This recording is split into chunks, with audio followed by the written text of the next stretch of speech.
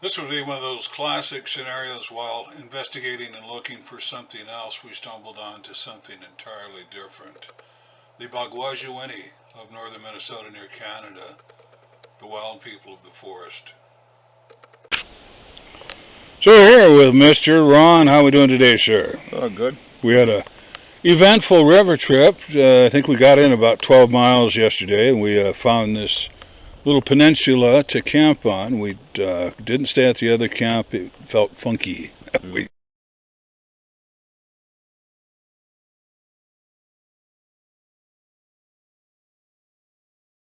Bad vibes. bad vibes, so we just decided to move on. Obviously, something got there before we did, and we just thought it best to find lodging elsewhere. It's a little more difficult, a few more bushes, but maybe the next time we're down, that camp area will along the river be open and nothing funky will be there. But what we're here to talk about now, and this is typical terrain for the Bagwajiwini, the little people, and that's an Ojibwa term for Bagwajiwini, which means little wild man or little forest person. But we have a pretty good picture I'm going to include in this video, and I'll also include a link to the Phantoms and Monsters article that we did.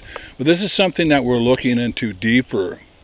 And what I find amazing is looking at the cranial formation of what we have in the photo and looking at the Homo floresiensis skulls that they found of the little hobbit people, they're calling them, or the little people. The skulls are almost identical. It's amazing. So this is something we're going to look a little further into. But of note, with the Phantoms and Monsters article and the digging around Ron did, I did, and Jane Rodriguez did, is a missing person, Corey Kelly, who was missing for over a year before they found his body. The Ojibwa of the area tend to blame the Bagwajiwini.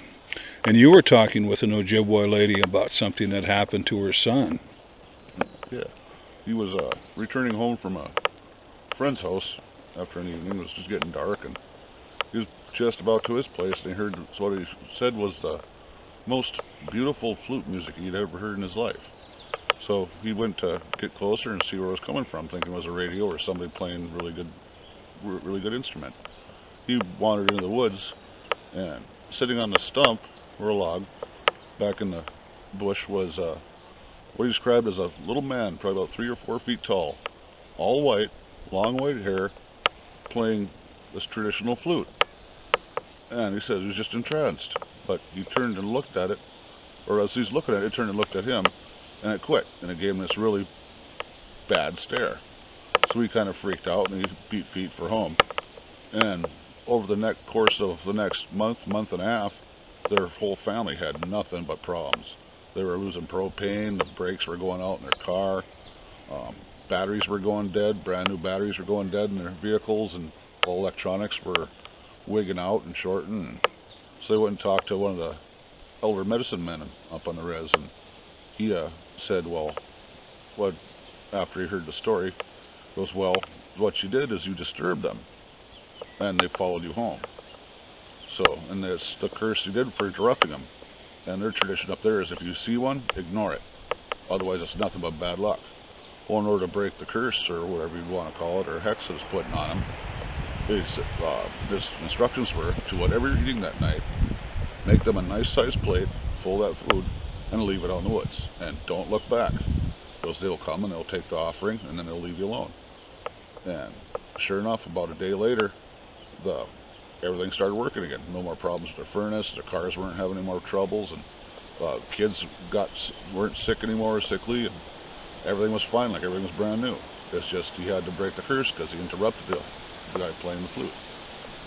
And so now this was related to him by the guy's mother, which I work with. We're going to get him on camera eventually, I'm sure. Yep. We'll talk to him. And some other folks that have had, I guess, similar encounters with these little people.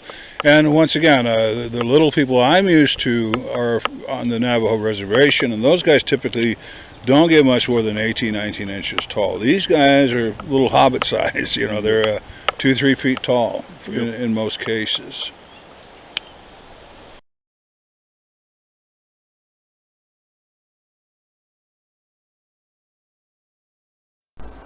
Hello, good evening. This is Jane Rodriguez from Crypto Four Corners International. And this evening I have for you a little video blurb about little people. And by little people I mean very little. They range from 2 to 4 feet tops. These creatures are physical yet are described or could be classified as what is termed as interdimensional due to their ability to fade from view from eyewitnesses.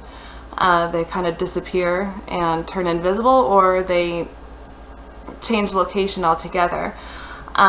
These creatures are very, very mythic, and by that I mean they look like they stepped right out of the pages of a fairy tale.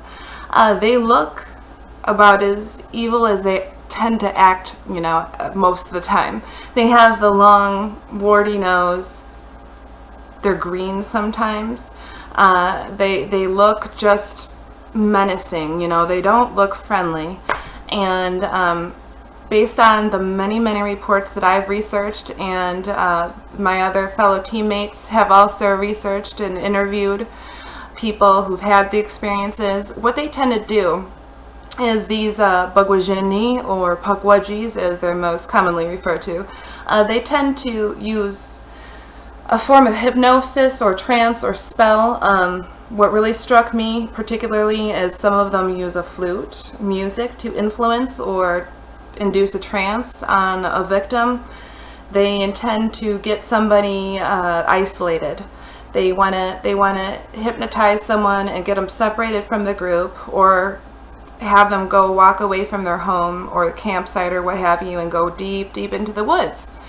And the people who do make it back, now there are many reports of missing people who never get solved. The cases never get solved, and the surrounding circumstances are extremely, and when I say extremely, I mean extremely bizarre, because there's no physical evidence. Well, the people who do make it back from having these little people encounters do have missing time, or they report being extremely confused. They know what they saw was this elfish type of figure, evil elf, if you will.